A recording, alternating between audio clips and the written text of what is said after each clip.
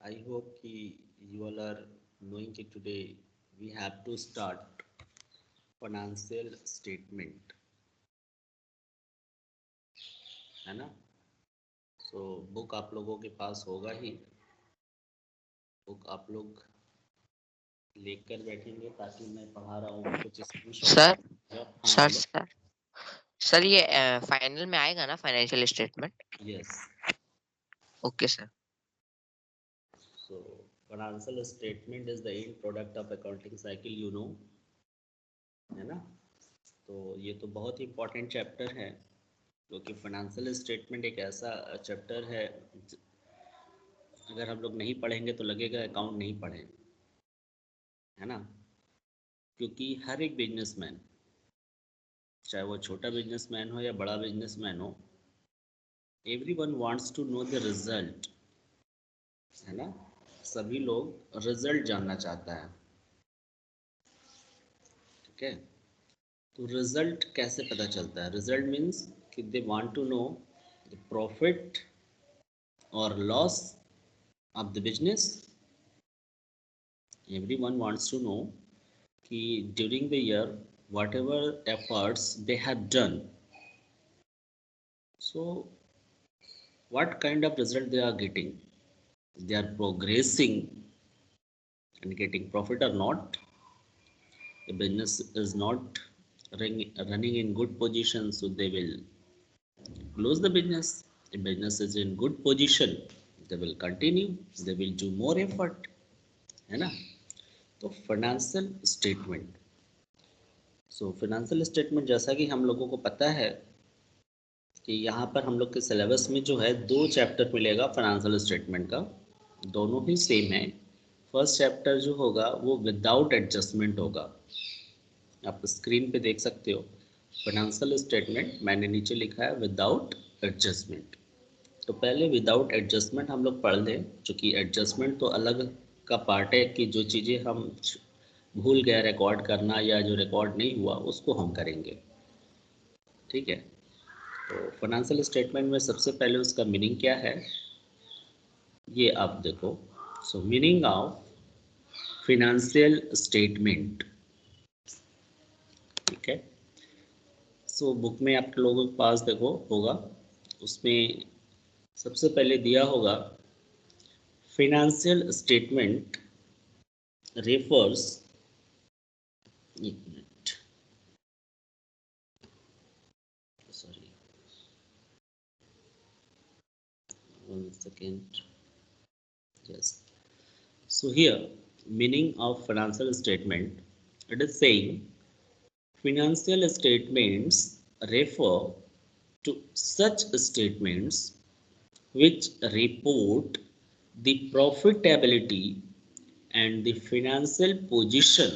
देखो two things they are talking, profitability and financial position of the business at the end of the accounting period, ठीक है? सो यहाँ पर financial statement एक ऐसा स्टेटमेंट है जो कि हमारे बिजनेस के रिपोर्ट्स बताता है। बिजनेस का रिपोर्ट किसके बारे में रिपोर्ट देता है? प्रॉफिटेबिलिटी, यानी ड्यूरिंग द ईयर कितना प्रॉफिट हमने अर्न किया, and financial position. Financial position means here balance sheet, balance sheet के बारे में बताता है कि कितने रुपए की कैपिटल है at the end of the year, कितना लायबिलिटी है, लायबिलिटी में कितना नॉन करेंट लायबिलिटी है, कितना करेंट लायबिलिटी है, ठीक है? फिर एसेट साइड में बताता है कि कितने का कैश हमारे पास है, कैश एट बैंक कितना है, और कितने रुपए का इन्वेंट्री यानी स्टॉक है, कितने रुपए का नॉन करेंट एसेट्स है, कितने का करेंट एसेट्स है, सारी चीज़ों के बारे में बताता है। तो ये होता है फाइनेंशियल पोजीशन, ठीक है? और प्रॉफिटेबिलिटी को में सिर्फ प्रॉफिट के बारे में जानकारी देता है। So here it is saying the term financial statements includes at least two basic statement, कितने statement? Two basic statements which are as, as under. So let us see. Sorry. First statement का जो नाम है इसे कहते हैं income statement, जो कि प्रॉफिटेबिलिटी के बारे में बताता है। ठीक है, सॉरी। सो प्रॉफिटेबिलिटी के बारे में जो स्टेटमेंट बनाते हैं हम लोग प्रॉफिट कैलकुलेट करने के लिए, उसका नाम है इनकम स्टेटमेंट। तो इनकम स्टेटमेंट को अल्टरनेटिवली हम लोग कहते हैं trading and profit and loss account. तो इसका मतलब यहाँ एंड लगा हुआ है, दिस मीन्स कि टू टाइप्स के अकाउंट बनाते हैं। ठीक है, एक ट्रेडिंग अकाउंट और एक प्रॉफिट एंड लॉस अकाउंट। सो देखो, इनकम स्टेटमेंट में दो अकाउंट बनते हैं, पहला ट्रेडिंग अकाउंट, दूसरा profit and loss account, right, which shows result of business operations during an accounting period। ठीक है, सो कह रहा है कि क्या बताता है, जो इनकम स्टेटमेंट है ड्यूरिंग द ईयर हमारे बिजनेस ऑपरेशन के थ्रू कितना प्रॉफिट अर्न किया उसके बारे में रिजल्ट बताता है। ठीक है, अब उसके बाद जो सेकेंड वाला स्टेटमेंट है उसका नाम है इनकम स्टेटमेंट। ठीक है, तो स्टेटमेंट ऑफ फाइनेंशियल पोजीशन और we can say balance sheet. ठीक है, which shows financial position of an enterprise at the specified point of time। सो देखो, जो इनकम स्टेटमेंट है वो अकाउंटिंग पीरियड यानी during an year, during word होता है, ड्यूरिंग एन अकाउंटिंग पीरियड यानी पूरे एक साल में कितना प्रॉफिट और लॉस जो भी हमने अर्न किया या एक्सपेंसेस किया। लेकिन balance sheet at a point of time बताता है ना। बैलेंस शीट रोज नहीं बनाया जाता, बैलेंस शीट सारा अकाउंट क्लोज करने के बाद लास्ट में 31 मार्च को हम लोग बनाते हैं। तो ये पॉइंट ऑफ टाइम होता है, उस पॉइंट ऑफ टाइम में बताता है कितना कैश इन हैंड है हमारे पास, कितना कैश एट बैंक है, कितने का इन्वेंट्री यानी स्टॉक है, कितने का नॉन करंट एसेट्स है। ठीक इसी तरह लाइबिलिटी में बताता है कितने रुपए का कैपिटल है, लाइबिलिटी में non current liability, current liability, ये सारा चीज सिर्फ उस पॉइंट ऑफ टाइम पर कितना है ये बताता है, क्योंकि नेक्स्ट डे से ही वो सारी चीजें चेंज होने लगती है फिर से। तो एक तरीके से इनकम स्टेटमेंट तुम्हारा जो है वो फ्लो कॉन्सेप्ट है, वो फ्लो होता रहता है, मीन्स चेंज होता रहता है। और बैलेंस शीट जो है वो स्टॉक कॉन्सेप्ट है, यानी at a point of time सिर्फ वो सारी चीज़ों के बारे में जानकारी दे रहा है। पॉइंट टाइम चेंज होगा तो उसकी भी वैल्यू चेंज हो जाएगी, क्योंकि आपने पढ़ा है फर्स्ट चैप्टर में ट्रांजैक्शन क्या होता है। तो ट्रांजैक्शन कोई भी ऐसा फाइनेंशियल बिजनेस इवेंट्स हो सकता है जो कि हमारे फाइनेंशियल पोजीशन में चेंज लाता है। तो any transaction which happens between two persons which change in the financial position यानी बैलेंस शीट में चेंज कर देता है, तो वो दोबारा ट्रांजैक्शन कहलाता है। तो ठीक इसी तरह ये ध्यान रखो कि हम लोग फाइनेंशियल स्टेटमेंट में कितने स्टेटमेंट बनाएंगे, दो, इनकम स्टेटमेंट और financial position that is known as balance sheet. Income statement में कितने अकाउंट बनाएंगे हम लोग, trading account and profit and loss account. ठीक है, हम लोग आगे चलते हैं।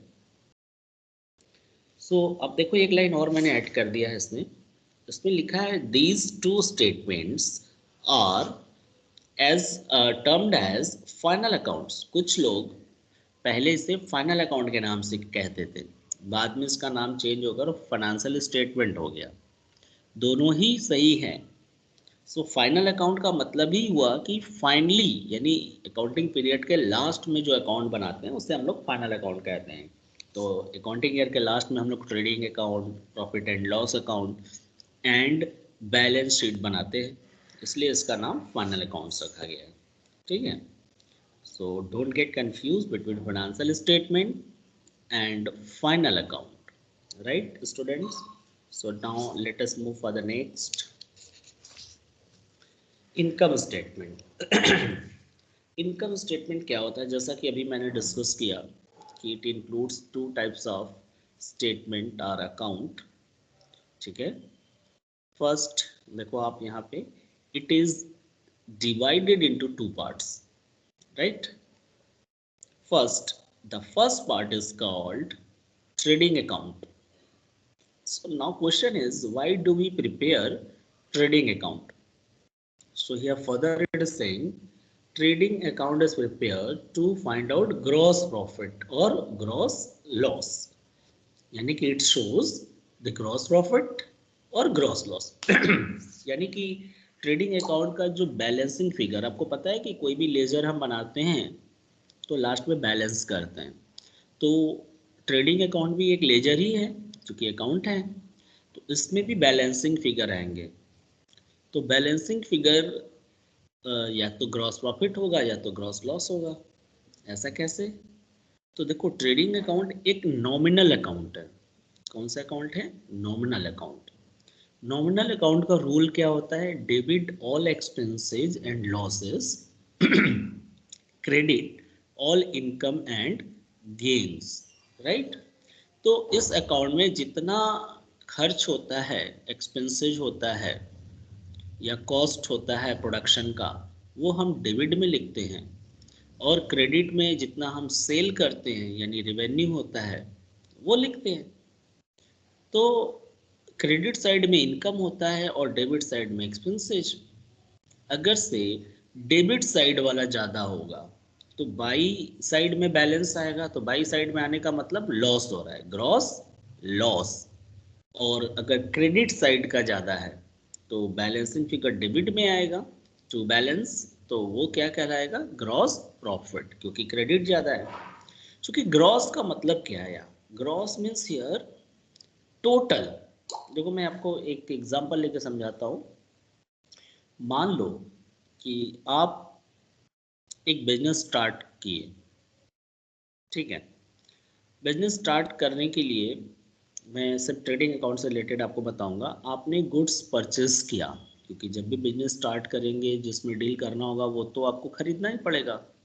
सो आपने क्या किया कि गुड्स परचेज किया, सपोज दैट 80,000 का, 80,000 रुपये का गुड्स खरीदा और उसको सेल कर दिया।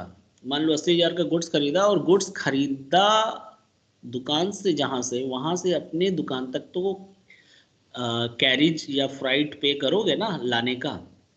तो मान लेते हैं 80,000 का गुड्स खरीदा और 2,000 रुपये आपने कैरिज ऑन परचेज दे दिया, तो आपकी दुकान तक आ गई।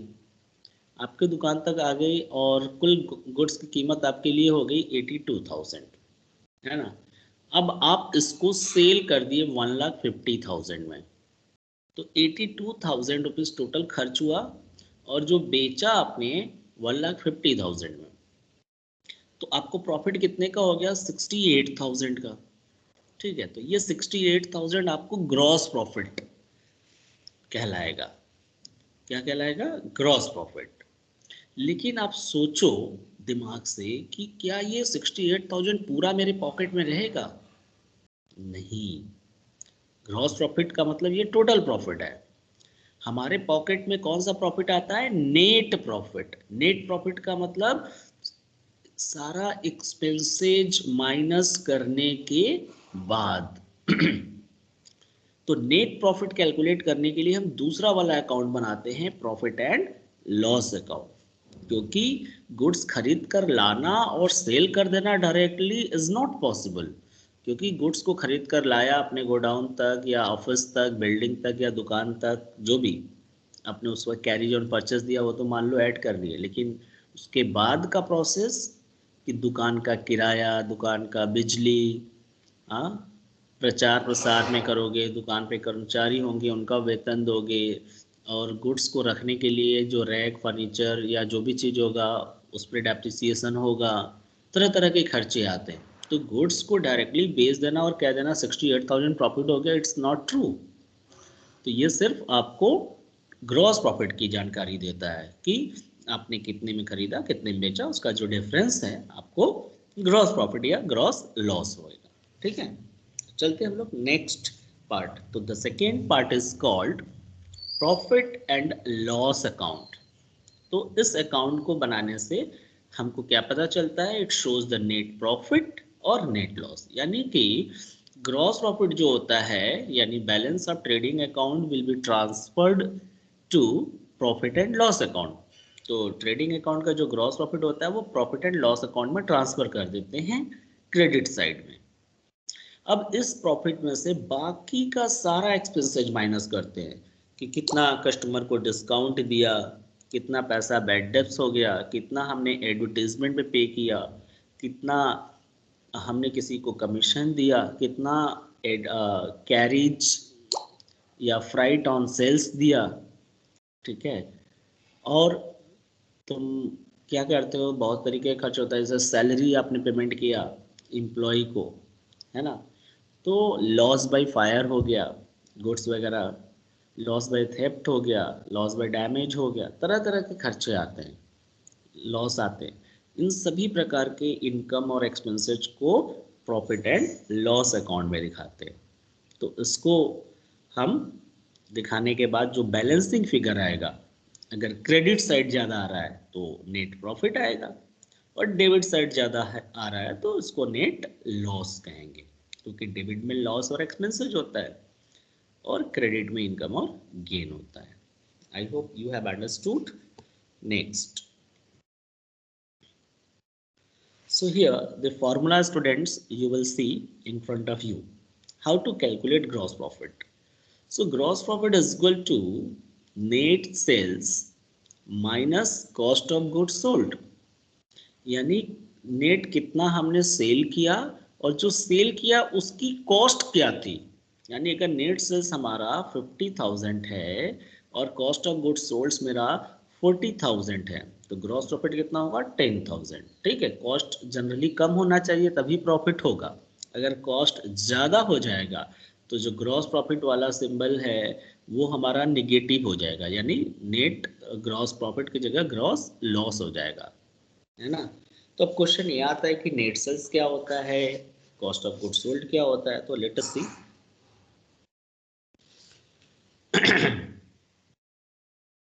देखो, नेट सेल्स का मतलब total sales. Total sales means cash sales plus credit sales. Total कितना सेल्स किया, उसमें से कितना गुड्स कस्टमर ने हमको वापस रिटर्न कर दिया। तो जो सेल्स रिटर्न आ गया तो वो तो सेल्स में जाएगा नहीं, अब तो सेल्स से घटा दिया जाएगा, माइनस कर देंगे। तो net sales is equal to total sales minus sales return, right. So net sales का कॉन्सेप्ट समझ में आ गया। अगर सेल्स रिटर्न नहीं दिया हुआ है तो टोटल सेल्स ही नेट सेल्स कहलाएगा, right. Next, cost of goods sold. तो देखो, कॉस्ट ऑफ गुड्स सोल्ड क्या होता है, कितने रुपए का गुड्स बिका उसकी लागत क्या है ना। सो देखो स्टूडेंट्स, बड़ा अच्छे से इस फार्मूले को ध्यान में रखना, स्क्रीनशॉट भी लेते रहना सबका। So cost of goods sold में सबसे पहले आप खुद से सोचो कि अगर पिछले साल 31 मार्च को बिजनेस क्लोज किया, फिर 1 अप्रैल को स्टार्ट किया, तो 1 अप्रैल को यानी बिजनेस जब शुरुआत में पहली तारीख को सब स्टार्ट करोगे तो पहले से पिछले साल का बचा हुआ क्लोजिंग स्टॉक इस साल के लिए, करेंट ईयर के लिए, वो ओपनिंग स्टॉक कहलाएगा। जब भी हम गुड्स को सेल करेंगे तो पहले पुराना वाला गुड्स जो रहेगा उसको तो हम बेचेंगे ही, या अगर मैन्युफैक्चरिंग कर रहे हैं, हम खुद बना रहे हैं, तो पहले रॉ मटेरियल हम पुराना वाला यूज़ करेंगे ना, बचा हुआ, तो ओपनिंग स्टॉक यूज़ करेंगे। प्लस इस साल कितना खरीदा, नेट परचेज। नेट परचेज ठीक उसी तरह होता है जैसे नेट सेल्स होता है, यानी total purchase minus purchase return. So opening stock plus net purchase. अब जो गुड्स खरीदा हमने उसको सेल करने के लिए पहले उसे बनाना पड़ेगा, सेलेबल बनाना पड़ेगा, तो उसके लिए कितना खर्च हुआ, जिसको हम लोग ऑल डायरेक्ट एक्सपेंसेज कहते हैं, यानी डायरेक्ट एक्सपेंसेज कहते हैं। डायरेक्ट एक्सपेंसेज का मतलब ऐसा एक्सपेंसेज जो किसी गुड्स को प्रोड्यूस करने में डायरेक्टली खर्च होता है, या किसी गुड्स को सेल करने के लिए डायरेक्टली खर्च करते हैं हम लोग, है ना। जिसके बिना वो सेल हो ही नहीं सकता, हमारे पास गुड्स आ ही नहीं सकता। यानी कि गुड्स को मैन्युफैक्चर करने में या प्रोडक्शन करने में, परचेस करने में जो भी खर्च होगा वो सब डायरेक्ट एक्सपेंसेस होता है। I will explain later. So देखो, opening stock plus net purchase plus all direct expenses, अगर केवल हम इतना बात करें तो ये कॉस्ट किसका आएगा? सोल्ड का नहीं आएगा, ये आएगा कॉस्ट ऑफ गुड्स प्रोड्यूस्ड। यानी कि सिंपल सा चीज़ है, आप सोचो अगर 10,000 रुपये का 10,000 का मेरे पास ओपनिंग स्टॉक था, सपोज दैट 10,000 का ओपनिंग स्टॉक था, 50,000 का गुड्स हमने इस साल परचेस किया तो हो गया 60,000, और 40,000 डायरेक्ट एक्सपेंसेज है, तो टोटल हो गया 1 लाख। सो 1 लाख रुपए में जो गुड्स बनकर तैयार होगा वो टोटल कॉस्ट होगा गुड्स प्रोड्यूस्ड का, न कि सेल्स का। क्या होगा? Cost of goods produced. लेकिन हमें कैलकुलेट क्या करना है? Cost of goods sold. तो जितना गुड्स प्रोडक्शन हुआ उसमें से कितना गुड्स अभी सेल नहीं हुआ, यानी बिना बिका हुआ बच गया, अनसोल्ड गुड्स। जो अनसोल्ड गुड्स होता है ईयर के लास्ट में उसको कहते हैं क्लोजिंग स्टॉक, है ना। तो opening stock plus net purchase plus all direct expenses, इतना अगर केवल ऐड करें इस 3 कंपोनेंट को तो आएगा कॉस्ट ऑफ गुड्स प्रोड्यूस्ड। उसमें से अनसोल्ड गुड्स यानी क्लोजिंग स्टॉक को माइनस कर दे तो आ जाएगा कितना गुड्स बिका, यानी टोटल कितना प्रोडक्शन किया 1 लाख का। अब मान लो 20,000 का गुड्स अभी नहीं सेल हुआ तो 20,000 रुपए का गुड्स क्लोजिंग स्टॉक कहलाएगा, उसको माइनस कर दो तो कितने रुपए का गुड्स बिका? 80,000 रुपए का। तो ये 80,000 क्या आएगा? कॉस्ट ऑफ गुड्स सोल्ड आएगा, है ना। तो कॉस्ट ऑफ गुड्स सोल्ड का फॉर्मूला यही है। नेट परचेस का फॉर्मूला वही मैंने बताया, परचेस माइनस परचेस रिटर्न। आप देख लो स्क्रीन पे, स्क्रीनशॉट ले सकते हो। अब जो अभी मैं डिस्कस कर रहा था कॉस्ट ऑफ गुड्स प्रोड्यूस्ड, तो देखो कॉस्ट ऑफ गुड्स प्रोड्यूस्ड का फॉर्मूला यही है, opening stock plus net purchase plus all direct expenses. तो अगर देखा जाए तो फिर कॉस्ट ऑफ गुड्स सोल्ड निकालना हो तो cost of goods produced minus closing stock भी कर सकते हैं। अगर क्वेश्चन में cost of goods produced given है तो उसमें से क्लोजिंग स्टॉक माइनस कर दो तो भी तुम्हारा कॉस्ट ऑफ गुड्स सोल्ड आ जाएगा, क्योंकि कॉस्ट ऑफ गुड्स सोल्ड में होता है opening stock plus net purchase plus all direct expenses, तो कॉमन है जो सीओजीपी में भी है, कॉस्ट ऑफ गुड्स प्रोड्यूस में भी। सिर्फ माइनस क्या है?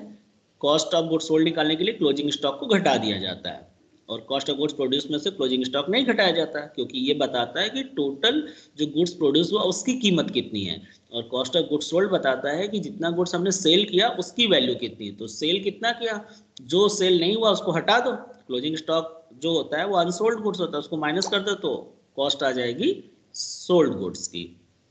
ठीक है, सो आप इसका स्क्रीनशॉट ले लो। ओके, अब आते हैं हम लोग डायरेक्ट एक्सपेंसेस पे। So now you will see direct expenses. तो कह रहा है all expenses incurred in purchasing the goods. ध्यान से समझना, अंडरलाइन कर लेना ये सारा। All expenses incurred in purchasing the goods, यानी गुड्स को खरीदने पे जो खर्च होता है, and bringing them to the godown, और खरीद कर फिर वहां से अपने गोडाउन तक लाने के लिए या अपने शॉप तक लाने के लिए, एंड मैन्युफैक्चर ऑफ गुड्स, यानी गोडाउन तक ला रहे हैं और मैन्युफैक्चरिंग जो खर्च हो रहा है एक्सपेंसेज, जो ऐसा खर्च जो प्रोडक्शन पे खर्च हो रहा है, मैन्युफैक्चरिंग पे हो रहा है, are called direct expenses. In short अगर हम बात करें तो आपको 3 प्रकार के खर्चे हो गए। परचेज रिलेटेड एक्सपेंसेज, ठीक है, परचेज रिलेटेड में परचेज इटसेल्फ हो गया, और परचेज को ब्रिंगिंग करने के लिए यानी लाने के लिए गोडाउन तक या मैन्युफैक्चरिंग प्लेस तक या अपने दुकान तक शॉप तक लाने का जो खर्च हो रहा वो भी परचेजिंग में आ गया। ठीक है, अब दूसरा फैक्ट्री कॉस्ट, क्योंकि प्रोडक्शन कहाँ होता है? फैक्ट्री में। तो फैक्ट्री रिलेटेड जितने खर्चे हो गए, जैसे फैक्ट्री की लाइटिंग, फैक्ट्री का रेंट, ठीक है, फैक्ट्री का इलेक्ट्रिसिटी, पावर, और फैक्ट्री में जो और भी फैक्ट्री में काम करने वाले लेबर की वेजेस, सैलरी, जो भी फैक्ट्री में काम करने वाले लोगों की। प्लस मैन्युफैक्चरिंग एक्सपेंसेज, मैन्युफैक्चरिंग में जैसे कि तुम्हारा कोल, गैस, फ्यूल, वाटर ये सब लगेगा, तो इन सभी प्रकार के खर्चे जो कि डायरेक्टली सीधे सीधे प्रोडक्शन पे खर्च हो रहे हैं, तो ऐसे खर्च को डायरेक्ट एक्सपेंसेज कहा जाता है, जो कि गुड्स को प्रोड्यूस करने में डायरेक्टली खर्च किए जाते हैं। जो इनडायरेक्टली एक्सपेंसेज होता है उसको हम प्रॉफिट एंड लॉस में दिखाते हैं। ओके, तो some examples of direct expenses you will see in front of you. जैसे वेजेस यानी मजदूरी, मजदूरी कहाँ देते हैं? फैक्ट्री में काम करने वाले लोगों को। Carriage, if in the question only carriage word is given, अगर कैरिज केवल दिया है तो इसका मतलब वो कैरिज ऑन परचेज होगा, या और करके मैंने लिखा है ना, कैरिज ऑन परचेज, कैरिज लिखा हो या कैरिज ऑन परचेज हो या कैरिज इनवर्ड हो, ठीक है, इन सब का मतलब कैरिज ऑन परचेज होता है। फ्राइट ओनली दिया है और फ्राइट इन या फ्राइट इनवर्ड करके लिखा है और रेलवे एक्सपेंसेज लिखा है, ठीक है, तो ये सब तुम्हारा कैरेज ऑन परचेज माना जाता है, सब डायरेक्ट एक्सपेंसेज है। फिर मैन्युफैक्चरिंग एक्सपेंसेज यानी गुड्स को मैन्युफैक्चर करने में जो खर्चा आता है। फिर stores consumed, these are the expenses incurred to keep the machines in the perfect working conditions, यानी स्टोर्स यानी मशीन हम ऑपरेट करें तो मशीन की ऑयलिंग वगैरह ये सब जो लगेगा, इंजन ऑयल, ये सब भी डायरेक्ट खर्च है। कॉटन वेस्ट, ये सब जो भी मशीन में यूज होगा, ऑयल, ग्रीस एक्सेट्रा, सब डायरेक्ट एक्सपेंसेज में आएंगे। डॉक चार्जेस, डॉक चार्जेस क्या होता है? जैसे इंपोर्ट ड्यूटी, पता है ना, जब गुड्स को दूसरे देश से खरीद कर लेकर आते हैं, पोर्ट पे आता है, वहाँ से गुड्स को क्लियर करवाना होता है, तो डॉक चार्जेस होता है, इंपोर्ट ड्यूटी या कस्टम ड्यूटी जिसे कहते हैं। रॉयल्टी भी प्रोडक्टिव एक्सपेंसेज होता है, क्योंकि प्रोडक्शन बेस्ड पे रॉयल्टी पे किया जाता है। Gas, fuel, coal, water, etc. So many things are there which we use directly in the process of the production. So will be called direct expenses. Okay, you should take the screenshot of it. And in the book, everything has been explained clearly. You can read from book also. Now the format of trading account. Format of trading account, students, you will see. Trading account heading लिखेंगे for the year ended 31 मार्च 20, उसके आगे जो भी year होगा वो लिखेंगे। Format पे आप देखो, एक डेबिट साइड है लेफ्ट हैंड साइड और राइट हैंड साइड में क्रेडिट साइड है ना, ठीक है। तो आप इसमें देख, सबसे पहले हम ओपनिंग स्टॉक देखो, डेबिट साइड में एक्सपेंसेज होगा और क्रेडिट साइड में इनकम होगा। सो देखो, ओपनिंग स्टॉक लिखेंगे जो पहले से रहा होगा, फिर कितना हमने परचेस किया उसमें से कितना परचेस रिटर्न है माइनस कर दिया, नेट परचेस हो गया। उसके बाद जितना ये सारा देख रहे हो ना, सब डायरेक्ट एक्सपेंसेज का नाम है। तो टू ऑल डायरेक्ट एक्सपेंसेज, यही हमने फार्मूला में भी बताया था, opening stock plus net purchase plus all direct expenses. और ये तो सब ऐड करेंगे तो आएगा हमारा डायरेक्ट एक्सपेंसेज का, यहाँ नाम लिखा हुआ है, ठीक है, आप याद कर लोगे क्या क्या है, तो it will help you to calculate. तो ये हो गया डायरेक्ट एक्सपेंसेस। तो क्या निकलेगा? COGP यानी कॉस्ट ऑफ गुड्स प्रोड्यूस्ड आएगा। अब हमको चाहिए कॉस्ट ऑफ गुड्स सोल्ड, तो क्लोजिंग स्टॉक इसमें से घटाना चाहिए, तो अकाउंट में माइनस करने के लिए अपोजिट साइड में लिख देते हैं, तो बाई क्लोजिंग स्टॉक देखो इधर लिख दिया है, यानी डेबिट साइड में ओपनिंग स्टॉक, नेट परचेस और ये सारा डायरेक्ट एक्सपेंसेज है जितना लिखा हुआ है, to wages, wages, salary, direct expenses है ना। तो इसमें से क्लोजिंग स्टॉक हटा दो तो कॉस्ट ऑफ गुड्स सोल्ड हो गया। अब उसके ऊपर देखो क्या है, सेल्स और माइनस सेल्स रिटर्न, तो नेट सेल्स। तो तरीका क्या है, क्लोजिंग स्टॉक को इधर से घटाए चाहे इधर लिख दे, तो तरीका है ट्रेडिंग अकाउंट में हमेशा क्रेडिट में लिखेंगे क्लोजिंग स्टॉक, ठीक है। सो अब ये टोटल जो क्रेडिट साइड में हो गया, ये सेल्स यानी इनकम वाला पोर्शन हो गया, और इधर जो डेबिट में टोटल खर्च वाला पोर्शन हो गया। तो अगर क्रेडिट साइड ज़्यादा है तो डिफरेंस जो आएगा वो ग्रॉस प्रॉफिट आएगा, transfer to profit and loss account total करने के बाद, ठीक है। अगर ये डेबिट साइड ज़्यादा होता तो ग्रॉस लॉस आ जाता, मैंने लिखा नहीं है, अंडरस्टूड है कि अगर क्रेडिट ज़्यादा है तो ग्रॉस प्रॉफिट, देखो यार नीचे लिखा है, transfer to profit and loss account, और डेबिट ज़्यादा होगा तो ग्रॉस लॉस होगा। Okay students, so I hope कि you have understood this, you can take the screenshot.